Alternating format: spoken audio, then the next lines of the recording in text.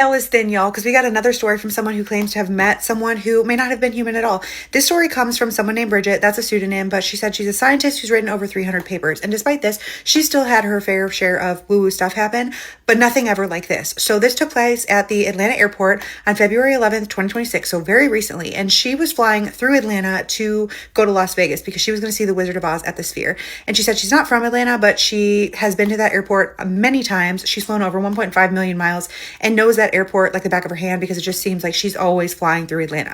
She's coming up the escalator on her way to Concourse B. She had to go to gate B18, and she gets off the escalator and she looks to her right and she sees what she described as a gorgeous light-skinned African-American woman with coiled gray hair on top of her head. She was very tall, she was very elegant, but she was walking very, very slowly. And this woman really seems to be struggling to walk. And Bridget says that she also struggles with a tick-borne illness, so she knows what it's like to get tired walking. And so she approaches this woman and she says, "Can I help you get somewhere?" And this woman looks at her and says, "Oh, honey, I must look as bad as I feel." Bridget says, "Oh, no, I didn't mean it like that." She said this woman was gorgeous. She looked maybe European, but she doesn't recall an accent. And they were right outside of B10 and she was going to B18. So she still had a little bit of time. And she's like, "Well, I'll just walk with you. I'll help you. Do you want to take my elbow?" And the woman just taps her on the inside of the arm and she says, "No, honey, I'm fine." Then it was a Wednesday at about 6:30 p.m. The airport was typically packed with business travel, but she noticed that nobody was touching them as they walked by. And Bridget says that she's been in a wheelchair because of her illness before, and she thought that that was strange because people just tend to push when they get in a hurry. But everybody was kind of making way and they were walking so slow they were almost shuffling. But after about 10 minutes, the woman looks at her and says, "You know what, honey, I think I could use an orange juice."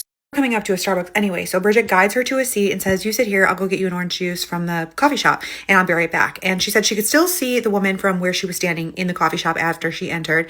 And she says, "Can I get an orange juice?" And they say, "We only have orange mango." And she goes, "I'm not sure if she's gonna like that. Let me bring it to her and then I'll be right back."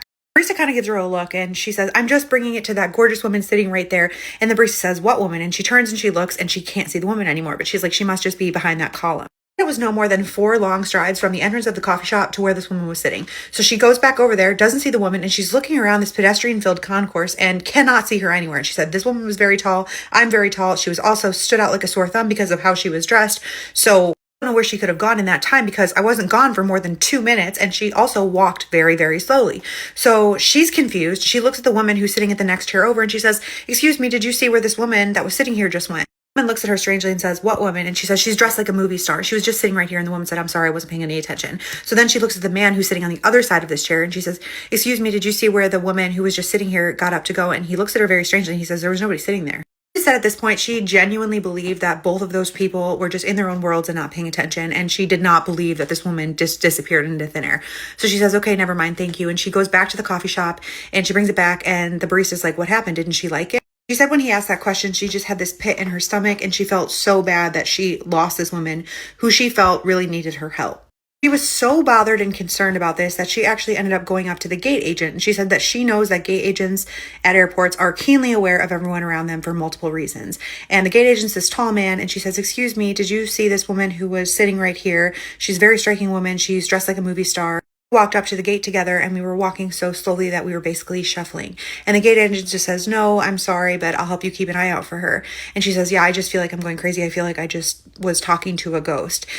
She really did not mean anything by it. She was just kind of thinking out loud, and it was the first analogy that she could come up with. But the gate agent peers over his glasses and he says, "You know, baby, that would be a real possibility for you." He said it was so odd. So she just looked at him and said, "What?" And he said, "You know that, right?" She said it just struck her as so strange, but there was nothing else she could do. The woman was gone, so eventually she just waited out her flight and eventually got in line to board. And that same gate agent ended up being the gate agent who scanned her ticket. He tells him thank you and says, "You know, by the way, I never found that glamorous woman I was telling you about earlier."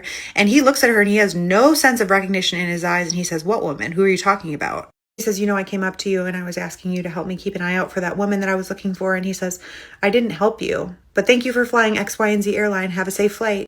Because the entire experience was so strange, she still can't stop thinking about it. She has never had anything like that happen previously, but she can't help but feeling like she was part of another dimension for a moment, and maybe that gate agent was also part of that dimension, however brief. This experience was followed by another odd physical experience a few weeks later, but did not go into detail. However, she said that she feels like her awareness about the hidden worlds around her are expanding. Who do you think this woman was? Clearly, no one else around her saw this woman. Depending on which platform you're watching this on, she may be in the comments. Let her know if you have questions. She's going to be on her anonymous account, though, she said. If you have a spooky scary story time that you think nobody would believe, send it in. We would love to hear it. We believe you.